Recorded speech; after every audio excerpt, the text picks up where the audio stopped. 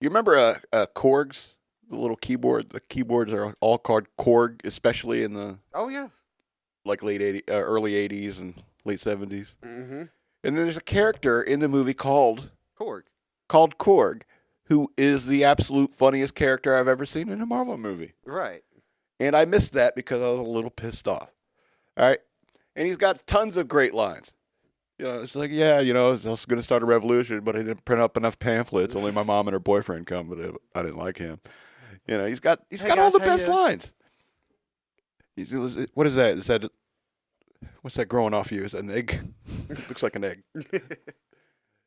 He's got all the best lines. And, But was it one of the race that Korg belongs to is actually in one of the previous Thor movies. I'm not sure if it's the Dark World or the first one, but Thor's in this battle because it opens up with the battle scene and Thor's just whooping ass with the Heroes 3, and now that giant rock monster comes out and Thor just takes it out with one swing of the hammer. right. That's the same race that Korg Oh yeah. belongs to.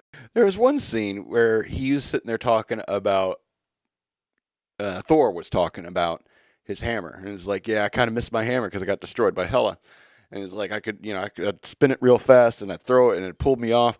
Your hammer pulls you off. And that's what Yes. Korg says. Your hammer pulls you off, and this is where his mind is going. Yeah. This is where his mind is going. And Thor's just like, yeah, I miss the hammer and stuff like that. Well, I think he had a pretty intimate relationship with his hammer, and now You're that it's right. gone, you kind of miss it. And just thinking what Korg must be thinking No about doubt. Thor and his hammer, what that's all about. Yeah, no doubt. It's like, how does that work? Everybody's got their fetishes, Korg. I guess that's the only thing. Thor's is his hammer. But that's what I mean. He was all accepting. I mean, as soon as Thor got in there, he's talking to him like real friendly. He's Right. very accepting and stuff like that. And he starts just strolling around the circle. Thor thinks he's gonna run around, and then boom, yeah, it's like a freaky circle.